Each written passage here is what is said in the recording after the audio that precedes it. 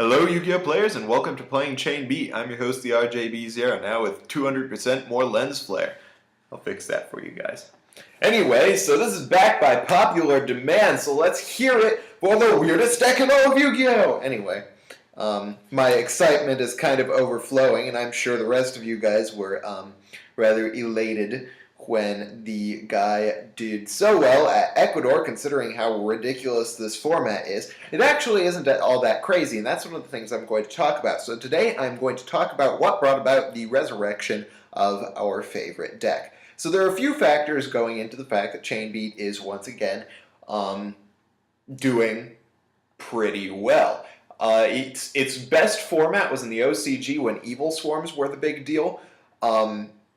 And then it had major issues coming into the TCG because its very first format, let's face it, was totally ridiculously busted and it didn't really stand much of a chance. But now it's got a little slower of a format. However, it has lost a lot of valuable plays that used to be basically what made it work. For instance, Macro got limited to 1. We've had to resort to using D-Fissure and Soul Drain instead.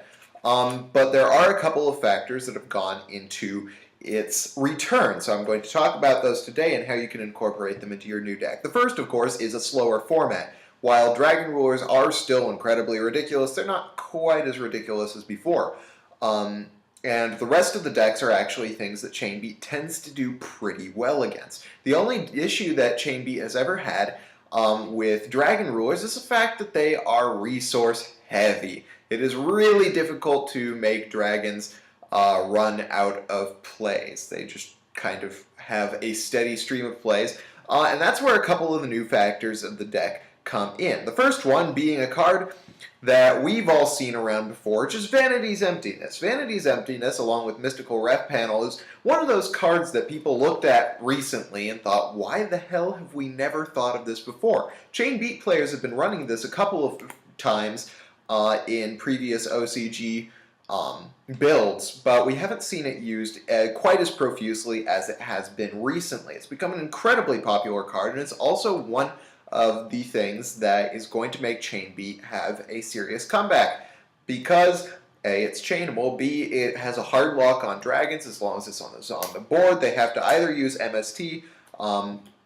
which if they are MSTing something, then you're in pretty good shape.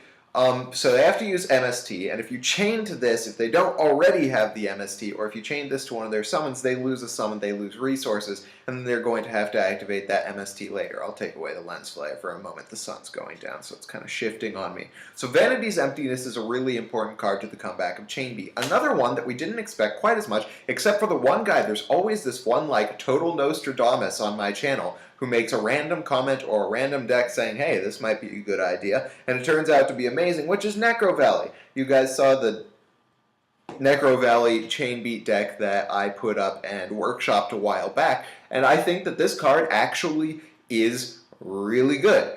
One of the advantages of this card is that it stops.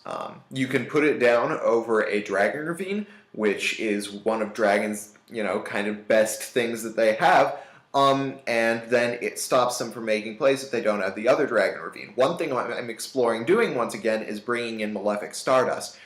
Since you're going to be siding this card in against dragons, you're probably going to be siding out at least a couple of copies of Black Garden, which is one of the really important cards. Garden Beat is still really the build. If we didn't lose, Bottomless, Macro, Torrential, and Solemn, I'd say that the Legacy build was better this format, but considering what we have to work with. Anyway, so you take out your Black Gardens and you bring in Necro Valleys, which makes sense to bring in a Malefic Stardust Dragon, because if you have this on the board, they can't MST it with Malefic Stardust Dragon, and they can't use their dragon's effects to summon them, except by banishing from their hand, in which case they're just going to run out of plays real quick, and all they have left is pretty much Blaster's effect to take out Stardust and then MSTing this card.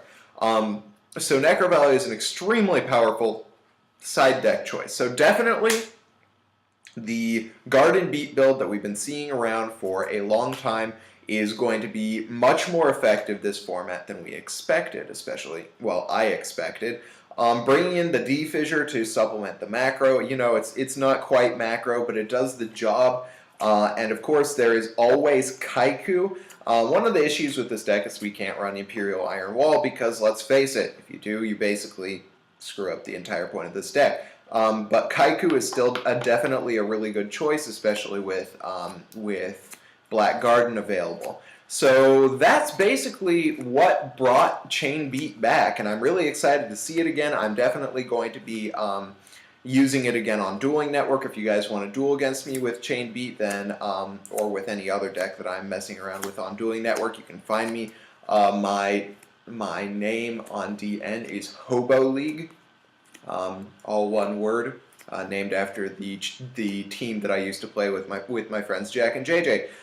So anyway, I will stop taking up your time. Meanwhile, thank you guys for watching Yu-Gi-Oh! And Business Casual. I hope you guys liked this video. If you did, hit that thumbs up button. If you didn't, let me know why in the comments below. And then subscribe for more Chain Beat and, you know, other things related to Yu-Gi-Oh!